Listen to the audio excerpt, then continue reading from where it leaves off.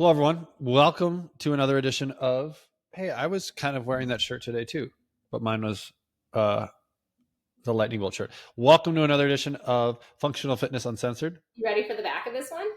Yeah, is it the big lightning bolt? Oh yeah, yeah. The check. I had that one later on too. That's one of my favorite ones.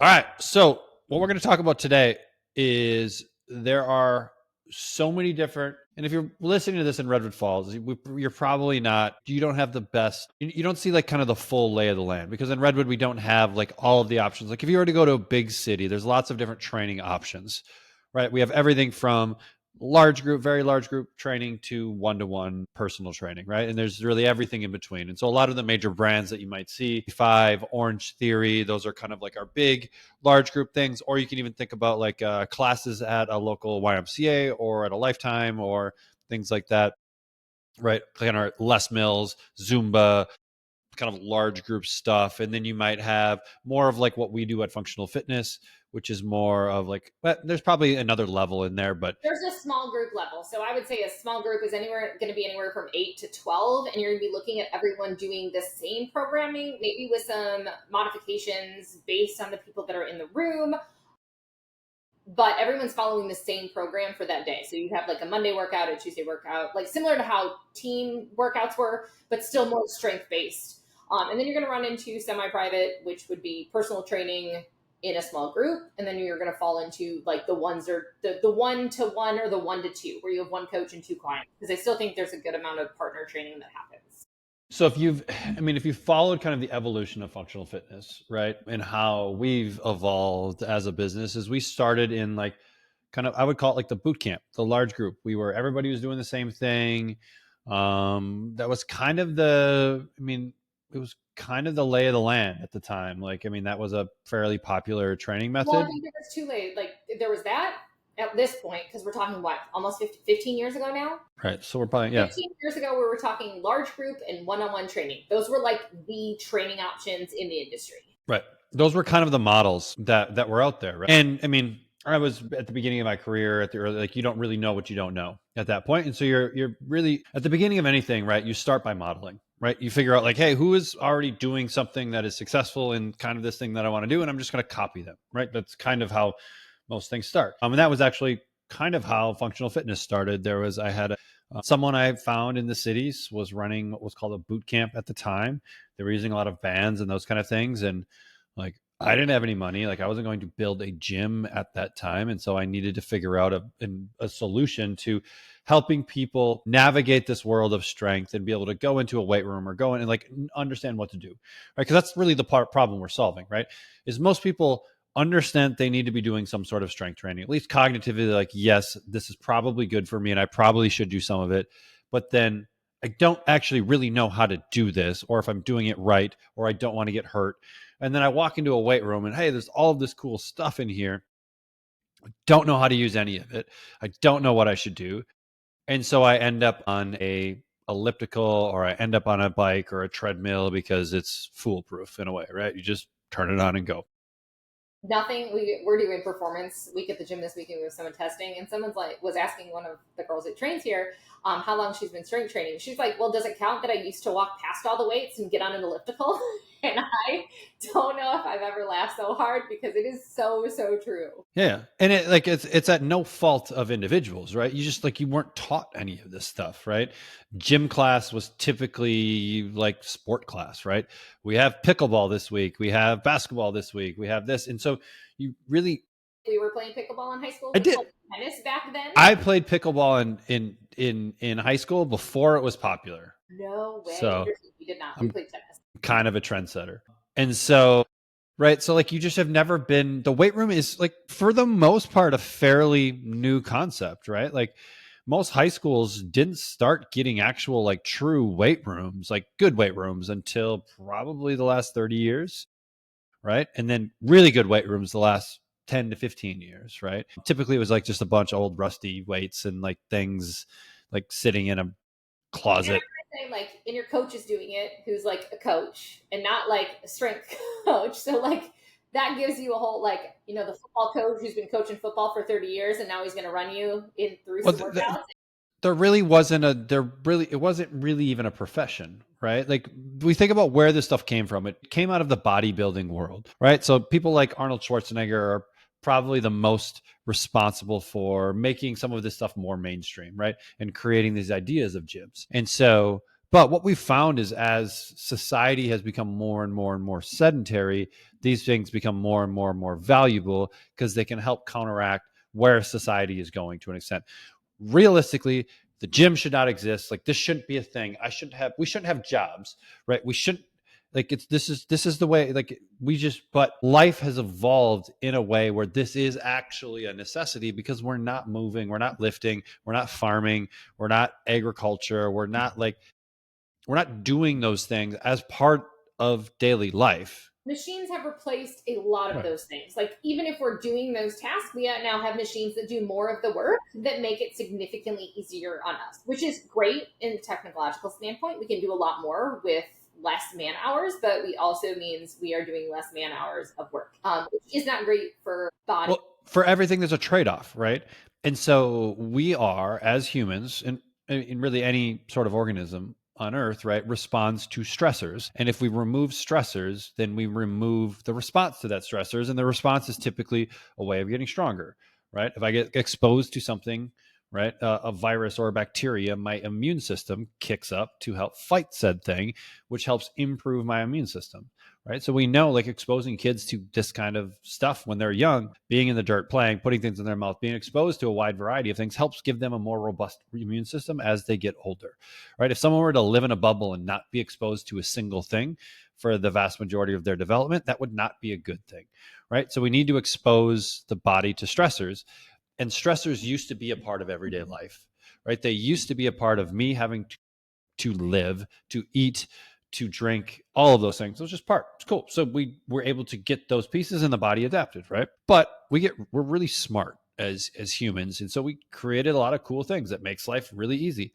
Like, and this is no joke. If you wanted to have a day where you wake up, you sit on the couch, maybe watch a little TV before you go to work, you sit down while you're maybe having breakfast, right? And breakfast could be like a bowl of cereal and milk, not all that uncommon, right? You get in your car, you drive to work. Let's say it's a 20-minute commute. Cool. You have a desk job, an intellectual job. So you sit down, you work at a computer for, let's call it 8 hours out of the day. Maybe you get up for lunch to go to the lunchroom to sit down and eat, right? Maybe you grab something from a vending machine, right? Because you got a little hungry at 3 o'clock, got a little sleepy. Cool, grab some chips, whatever, right? You get back in your car, you drive 20 minutes home, and then how you maybe unwind from the day is you sit down and maybe watch an hour or two of your favorite shows on Netflix, right? I wouldn't call that like radically obscure on what people's day can look like, right? This is not bizarre, right? It kind of sounds bizarre when I'm saying it, but like, it's not. Well, it's not my life, but so to me, it always sounds bizarre, but it sounds a lot like Zach's day. I think his starts a little bit earlier, but, and I don't think he eats a bowl of cereal at the house, but yeah, it sounds really like, and even though like he goes to job sites and stuff, he still drives in the job site and gets out and maybe walks the job site and is back in his truck, and like that's his day. So in really, the point I'm trying to get across is you have to actually be conscious about movement in today's society. Like, you have to make an effort to do things, which is where the gym comes into play, and the gym can be a place to be able to counteract some of the effects of modern day life, right? To be able to build strength and yada yada yada. So that's kind of a So what? roundabout way to coming back to like the different modalities that you can choose to do, right? Okay. So aerobics So were all the craze in the 80s, 90s, right? This was our 90s. large group stuff, right? Everybody's dancing to the same instructor. We're all doing the thing. Cool. Awesome. Right? Strength training started to come on to play, but it really wasn't any way organized of doing it. You kind of found the biggest dude in the gym, and like they maybe mentored you a little bit and taught you some stuff. Right. And it wasn't probably until like 10 or 15 years ago when strength training started to become more Mainstream. accessible, right? Yeah, more mainstream. And then we've seen the industry evolve, and functional fitness went right along with it. Was it started as kind of a larger group training type of thing. And then we realized, like, hey, the market that we're serving, this isn't the best way to get them results. Right. How I kind of think about a lot of what we're doing at functional fitness and how we think about programming, and Ashley would probably agree to this, is like, what can I do for the rest of my life? Like, what type of training if I were to continue it, could I then continue for the next 40, 50 years? And I have a hard time making a case for high intensity interval training being your main source of exercise for the next 50 years.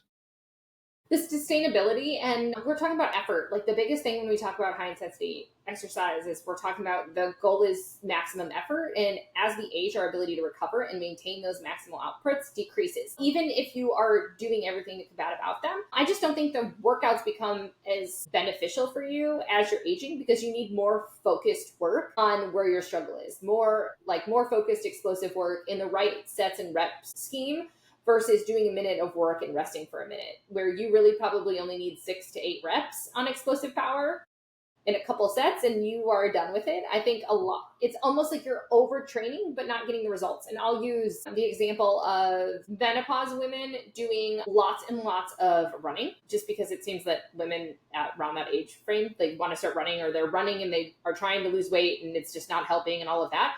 It's heart rate zone training. If you're not in the right heart rate zones, so if you're in that 70 to 80% range and you're doing it for a long period of time, you're actually not getting the better bang for your buck. Whereas if you slowed down and stayed there, or you worked at the highest output for a shorter, very, very short period of time, and that applies to an aging population as well in that cardiovascular style training. And really, most people only need 1 day of high intensity exercise a week. If that, they probably don't even need it to be a full training session. They need it to be a very small portion of a training session. So it can be divided across a couple days. It can be done 1 day in a little bit longer session. But like when we talk about like hierarchy of fitness and we put it in a pillar and we have that bottom pillar is literally daily activity, like moving, walking, being active. The one above that is strength training. Right. And the bottom one, an easy way, is how many steps am I getting in a day? That's the easiest way that we have to measure that. I literally read a really interesting article about the average American only takes 3,500 steps a day. They also consume 3,500 calories a day. We could do a whole episode about that. But 3,500 steps a day is that's sedentary lifestyle. Like there's no way. Which is probably pretty close to the scenario that I talked about at the beginning, right? Those people might not even be getting 3,000 steps a day. Right. But I mean, you're just getting up and moving around and like just going about your life, you're probably going to get in a couple thousand, right? Just from moving around. Right. And so to get to 8,000, which 7,500 to 8,000 is typically the tipping points that we're seeing in data that like Fitbit and other people are putting out.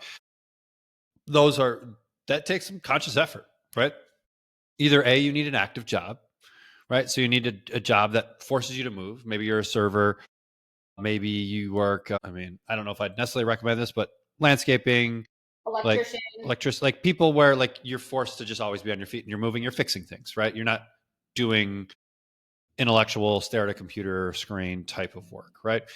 You're probably going to get it in there just with general life. But I mean, the vast majority of people are doing sedentary type behavior, office work, intellectual work, computer work, yada, yada, yada.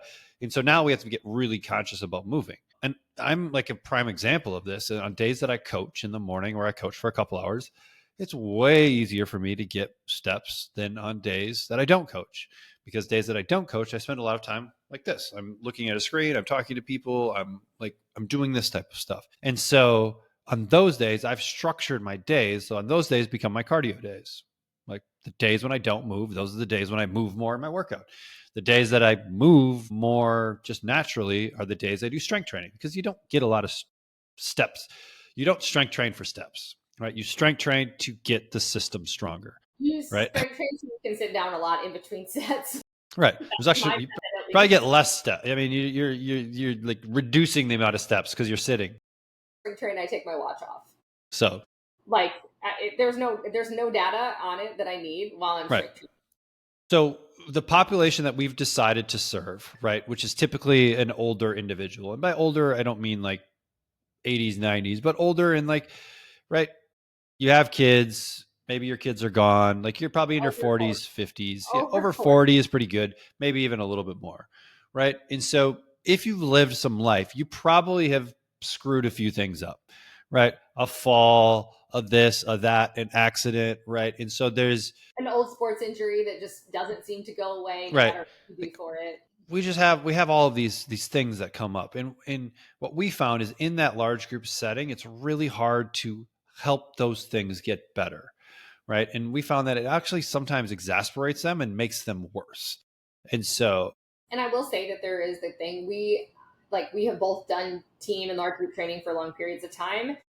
We can give you guys a million adaptations, but a large group setting isn't the time for us to actually figure it out and dig really deep. So we can give you a sub so you're not doing that exercise and stuff like that, but we can't actually dig into it and hit that solution of what that could really be. And I have 15, 20 other people in the room. I can't fix this problem. So I almost sometimes call it the Band-Aid. This will work. I'm just putting a Band-Aid on it, and I'm not a Band-Aid coach. and it's not even in a band-aid is probably a nice term. It's usually just we're not going to do anything related to that, so we'll just stay away from it, which typically doesn't make things better, right? We need to give it the right stimulus to make the improvements. Maybe it's a mobility thing, maybe it's a stability thing, maybe it needs strength, right? Maybe it's a motor control thing where you just need to practice more, right? And so as kind of we were evolving as a business, we're starting to realize like, hey, this isn't the our job is to provide the best possible experience to our clients, and our job is to give them what they need to get better. And we were starting to see that like this maybe isn't the right model in order to do this. And we were doing some more kind of small group personal training, semi-private training at the time, so we could see kind of what is happening there. But there are some benefits to group, the energy, like those kind of things. Like that is a lot of fun. Like it's fun when you have 15, 20, 25 people in a room, high energy, you crank the music and like you get after it. And that, like I get the appeal. Like I get where that is fun because it's fun to coach too, right? When you have a group of people just getting after it. I just see those more as every once in a while and not. Those aren't coaches classes that I'm coaching. I'm not being a coach in a class like that. I'm telling you, you're doing a good job. I might be correcting a couple of people, but when the energy is high and the music is loud, do you know what I'm not doing? Correcting a ton of form. I'm not having you try a different stimulus. I'm not challenging your tempo. I'm not doing things that actually improve your training protocol because that takes away from the atmosphere. So there's like a happy place between those two, performance and environment, to like get you training better or So optimally, like however we want to call it. like I think there's some value to some of this stuff. It's just I just don't I think doing that as your main form is not beneficial in the long term. And what we saw too was people would kind of just burn out or kind of flame out and then they would stop altogether. Right. And so my job is to find solutions so that someone can train for the next 30 years. Right. Because if you train for a year and then stop for a year and then you train for a year and a stop for a year, you're not actually going anywhere. And you're probably going backwards because we just have the natural decline of time. And so when we have ways, because there are inevitably things that go on. What happens when, what do we do in a session if I've been, only have a few hours of sleep or kid's been sick and I still want to get some movement in? Should you go in and kick butt in a high intensity session? Probably not. Right. In a smaller session, I have the ability to, hey, you know what? Today's a movement day. We're going to come in. We're going to do one set of everything. You're going to get in the sauna afterwards for 20 minutes. And you're going to get out of here. Right. Like we can still take a little step forward. Maybe it isn't optimal, but it's optimal for what you came in with on that particular day. And so we are able to just kind of personalize things to people and make changes on the fly that are actually useful and not just a workaround for the time being. And the reason we chose small group personal training is because you still get that group effect where there's multiple people there. You still get the socialization. You still get to hang out. And I would argue that you actually get more socialization because you're not like hearing the beep and having to get to the next station and yada, yada, yada. It's better connection between the other people that are training. And that's like, so Redwood is a really small town. Like, and I'll do this from an outside perspective of, I would say that I do have a good handful of clients that knew each other before they started training with me, but they train with different people. They don't always train in their friend group and that kind of stuff. But they now have other people in their friend group they invite to do stuff. Some of the ladies have gone to play mahjong together, and some of them go to lunch, and like some of my guys go and do this. Like, it is really nice that they are building a community and they're meeting more people to support them.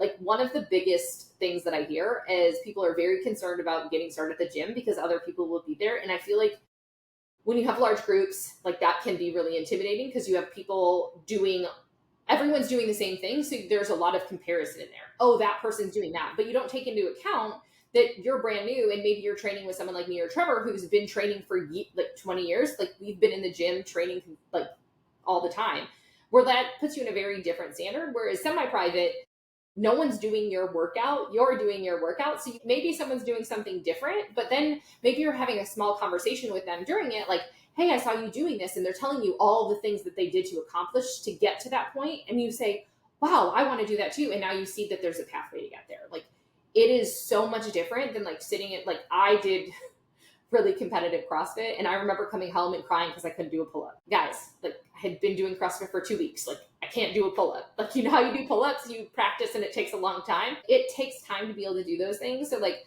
it's comparison can be the thief of joy. And, like, in working out, that's not what we want. We really want you to find the joy in competing and improving on yourself. And I think that's sometimes a hard thing to get in a large group. And so, like, ultimately, we just decided on, hey, this is a model that works. And, you could get this with one-to-one personal training as well. Like, that's probably the utmost ability to do things, but you miss out on the social component and a few of the other pieces that we get.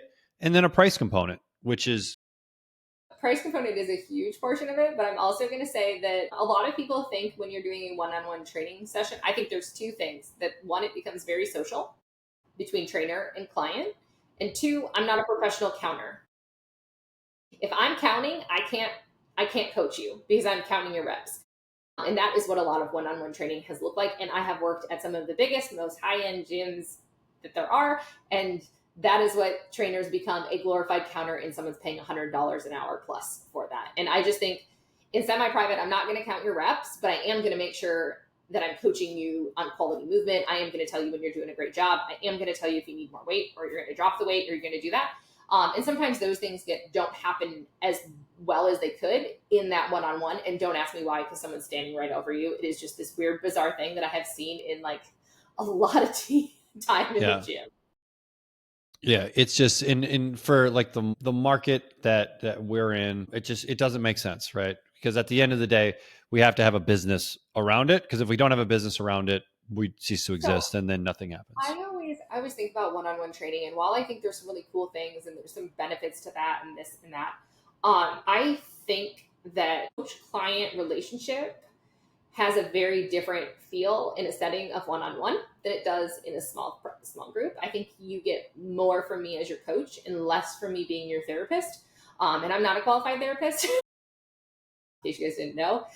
So there are things that you will talk to me about with other people around. If we need to have a private meeting, we do, but one-on-one training sessions aren't that. So I think it's fun for everybody. And we're doing, like, again, we're doing performance testing in the gym this week, and seeing other people, like, we did 3 rep maxes on deadlifts, and hearing other people telling someone else that they can do it, and they can do it, and cheering for them when they hit the next weight that they have never hit before. Like, you don't get that from just me. Like, I'm excited. Trust me, I'm always excited. But like, to hear you guys cheer each other on, that's a very fun environment, and that's what makes the gym fun. Yeah. So hopefully that gives a little bit of insight into kind of why we've chosen the different modalities that we've chosen, and why we feel like this is ultimately the best training environment for someone that wants to get better and wants to train, like, to live a better life, right? And even, I mean, our athletes train in this a similar scenario as well, and so it's like, it's not just for older people.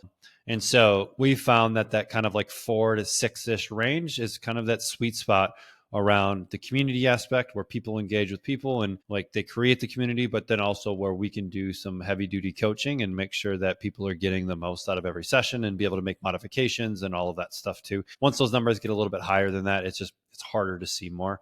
And so yeah. And if you have questions, like, we're happy to answer.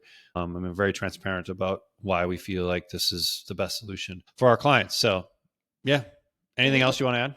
Yeah, we didn't once bring up how important progressive overload is and how much easier it is to do in a semi-private setting. And we did a whole series, if you guys missed it, about training and training modalities, and progressive overload is a big one. And that is really what we do. And you guys could ask ChatGPT about progressive overload, or Google. You could learn a ton. We can do a future episode on it again as well. We've already done one, but it is one of the huge components to progressing over time to see yourself actually get better. Well, it gives us the ability to track, right? We can track, and then we can see, are we doing more work over the course of said cycle, right? Which is a huge component to it. And that's how you get better, right? Once you adapt, you add a little bit more, and you add a little bit more, and you add a little bit more. Hopefully that was helpful. Hopefully I gave you a little bit of insight into why we do what we do and why we've chosen what we've chosen. Until next time. Bye, guys.